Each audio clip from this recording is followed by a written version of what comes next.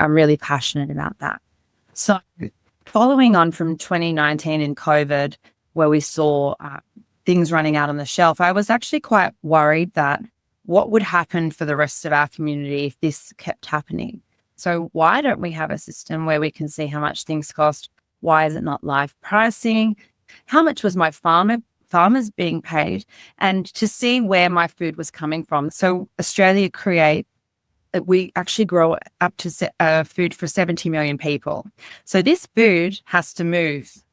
This has to be exported. This has to be shipped across the different countries. And there's a lot of different systems that underpin this movement. So there's vulnerabilities in the cybersecurity of those assets that will be coming into Australia as well. So there's so many touch points for cybersecurity in the agritech field, because you will have people suffering in extreme cases without food. Within the first 3 months of the Hungarian model, it saved 50 million euro for the consumers. So, for example, milk dropped 12 points, which is huge. So there were a number of different items that, overnight almost, it magically, that sort of artificial inflation disappeared. But then it's being sold all year round for about $1.99 to $2.50, right? So there's $1 there. But what the farmers were being paid was sometimes 40 cents a kilo. So they're losing money on their production costs. And the sad reality is we will have to feed more people with less, because we are going to run out of arable land that we can farm.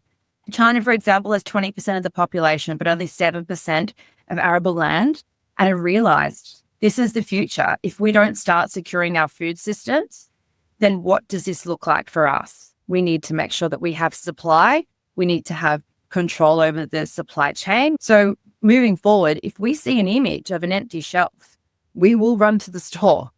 And I think that's kind of going to be human behavior, because we've lived through that interesting time that we will panic. And we don't need to, if we get this right and we start investing money into programs and systems that will look at our food security and really harden those up and have a path forward. So we've got the essential 8, and I feel like we should have the essential 9 in Australia, because the 9th one really is about our people and creating that human firewall. And it's not necessarily in everyone's DNA, cyber, but it should be, because at the end of the day, everything and as we move forward into the future, there will be cyber elements to everything that we do.